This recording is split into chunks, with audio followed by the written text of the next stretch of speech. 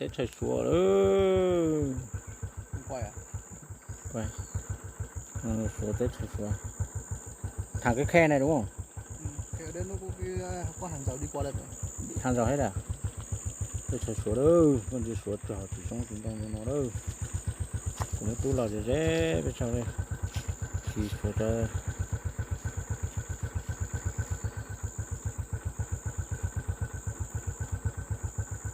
Này, xua nhỏ thì nó nè. Xua tết trời nó hồi nó nè. Cú một tiếng cầu bền thì xua đấy, anh chủ của một nhóc kia tụ khẩn ra là cá nên chị này sau cho nó khó này.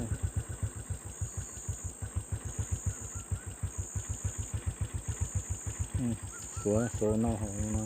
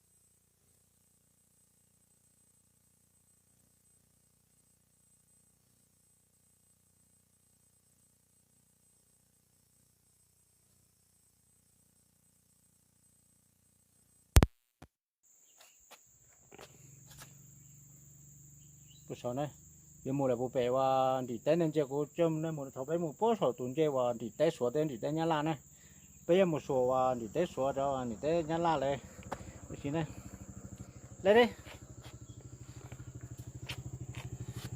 cô sợ đấy, hai cười đấy,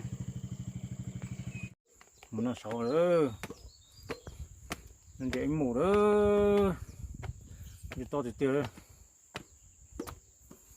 Một cú sổ nó mà hắn mà nên bao mà cũng một chân tua khó à đi tới xuống đến đi tới nhà la nó cơ kia nữa ta tụi nó mà giờ à tụi tại nó mà tại nhà la nó tụi nhớ sang nhà la tại dùng một sang nhà la một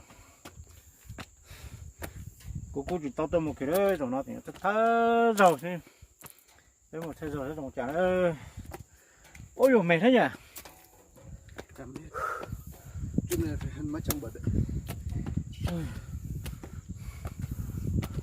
Không 12 ra. lên chỉ đưa cái đi tới xuống thì tới nhà la mốc 12 à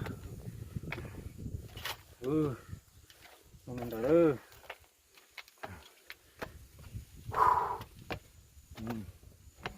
ủa chó chết này rồi thế à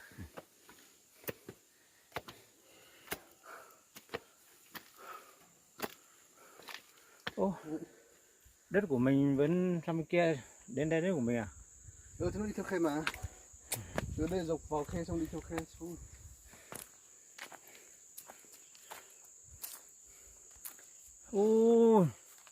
còn thép gai nhỉ Đi gần đây kia nhá. có điện đấy nhỉ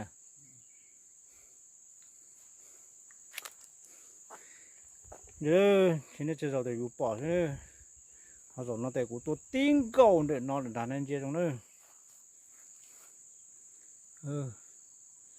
nó xía cờ 2 4 6 xa thía xa xía xía xa chỉ xía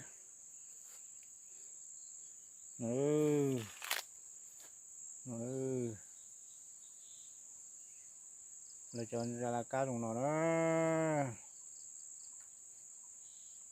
Ô, giờ thế này thì bố thằng nào đi đến nhá.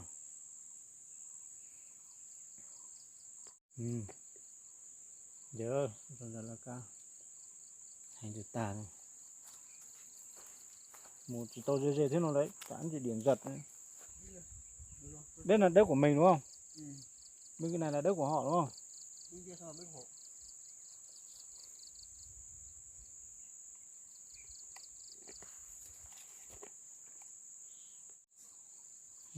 Lấy cho áo nó đây.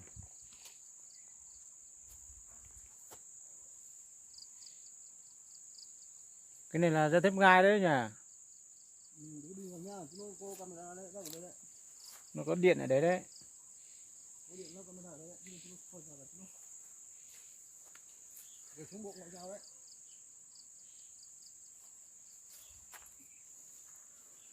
Mày làm phát ảnh.